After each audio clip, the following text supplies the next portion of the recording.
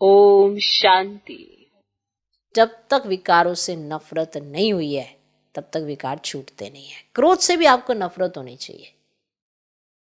अगर क्रोध से भी नफरत नहीं है ना तो भी आप सारे दिन में एक दो बार तो कर ही लोगे, क्योंकि आपने कहीं ना कहीं स्मृति में रखा है कि इसके बगैर काम नहीं होना।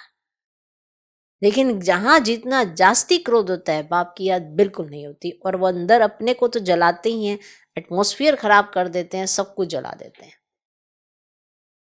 तो जहां भी कुछ जलता है तो बदबू तो आती है ना, तो वो देवभान की बदबू होती है।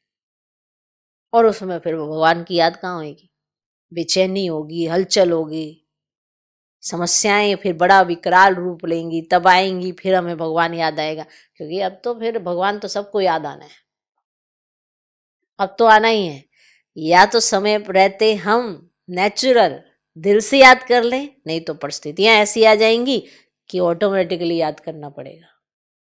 कहते सजाएं क्या होती हैं, कोई कढ़ाई में तलेगा, ऐसे ऐसे ऐसे, वो सुना है गरुड़ पुराण में, कढ़ाई में तलते हैं, माना अंदर ही अंदर ऐसे जलेंगे, अंदर ही अंदर इतने दुखी होंगे कि कर भी कुछ नहीं सकेंगे। वो दुख हर एक आत्मा अपना अपना पाएगी, पर कह नहीं पाएगी कि अंदर जल रही है, अंदर दुखी है, परेशान है। इसीलिए प्यार से याद करने से लॉटरी बहुत है। अगर दुखी हो के सजाए खाकर याद तो फिर भी करना पड़ेगा। जब दुख आता है, जब कोई परिस्थिति आती है, कोई विपदा आती है, तो नहीं करते भगवान को याद, नहीं लगाते एक दूसरे को गुहार कि अरे कोई इस परिस्थिति से पार निकाल दे। क्यों लगाते हैं फिर, अगर स्वयं ही सब चीजों से बाहर निकल सकते थे? नहीं ना, तो भगवान की जरूरत पड़ी ना।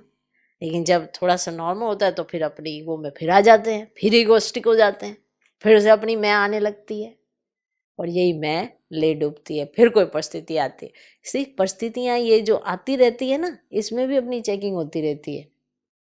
बिना बाप के साथ से कुछ नहीं कर सकते। कहते आज कोई आपको सुन रहा है, आज आपसे कोई व्यवहार कर रहा है अच्छी तरह से, आप किसी पे कार्य करने के लिए कहीं जाते हैं तो सामने से कर देता है आपका, आपके पीछे जो पावर है ना जो ये कार्य करा देती है, उसको आप भूल रहे हो, वो फिर भी साथ देने के लिए खड़ा हो जाता है। ये है निष्काम सेवा, ये निस्वार्थ प्यार जो बाप का है, हमारा नहीं है। हमें तो मतलब का साथ चाहिए।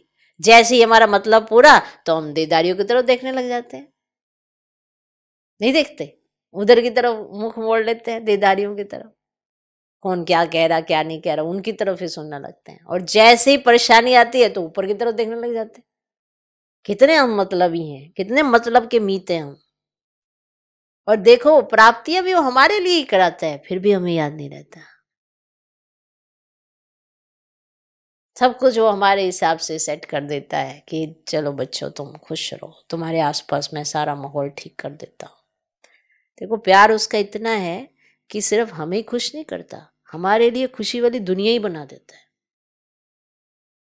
क्योंकि अगर आपको खुश करेगा, कोई चीज से खुश करेगा, कोई लॉटरी देकर, तो कोई और आ जाएगा लूटने आपकी लॉटरी, फिर आप दुखी हो जाओगे। तो आपको ऐसी ही दुनिया में ले जाता है जहां पे आपको कोई दुखी ना कर सके, है ना। एक जन्म नहीं, दो जन्म नहीं, 8 जन्म नहीं, 21 जन्मों की लॉटरी देता है। कम बात नहीं है, थोड़ा विचार करके देखना।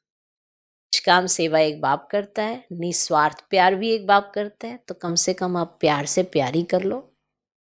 जो वो करता है तो उसका एहसान ही रख लो बस, और तो उसे कुछ नहीं चाहिए आपसे।